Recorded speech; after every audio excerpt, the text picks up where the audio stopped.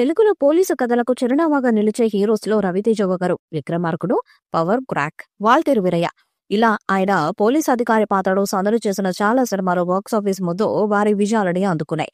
ఇప్పుడాయన మరొకసారి మాస్ జాతర కోసం పోలీస్ అవతారమెత్తారు. కొత్త దర్శకుడు భాను భోగవరపు రూపొందిస్తున్న చిత్రమిది. సూర్యదేవర నాగవంశి, సాయి సౌజన్య సంయుక్తంగా నిర్మిస్తున్నారు. శ్రీలీల కథానాయిక. మాస్ యాక్షన్ ఎంటర్టైనర్‌గా ముస్తాబవుతున్న ఈ సినిమాలో రైల్వే పోలీస్‌గా లక్ష్మణ్ బేరి అనే పాత్రలో అలరించనున్నారు రవితేజ. ప్రస్తుతం ముగింపు దశలో ఉన్న ఈ చిత్రం ఈ వేసవిలోనే ప్రేక్షకుల్ని పలకరించనుంది. ఇక ఈ చిత్రం నుండి మొదటి పాటను విడుదల చేసేందుకు సన్నాహాలు చేస్తున్నారు. భీమ్స్ సిసిరోలియో మాస్ పాటలను ఇచ్చినట్టు తెలుస్తుంది. ఇందులో మొదటి పాటను త్వరలోనే విడుదల చేసేందుకు ఏర్పాట్లు చేస్తున్నారు.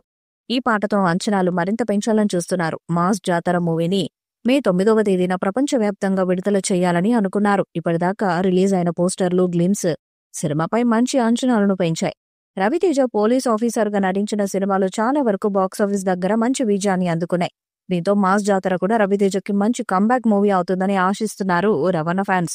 సూర్యదేవర నాగవంశి, సాయి సౌజన్య నిర్మిస్తున్న మాస్ జాతర మూవీలో శ్రీలీల హీరోయిన్ గా నటిస్తున్నారు. సంక్రాంతికి వస్తున్న మూవీతో బ్లాక్ బస్టర్ అందుకున్న భీమ్స్ సంగీతాన్ని అందిస్తున్నాడు. భాను భోగవరపు దర్శకత్వంలో తెరకెక్కుతున్న ఈ సినిమా వేసవిలో విడుదల కానుంది.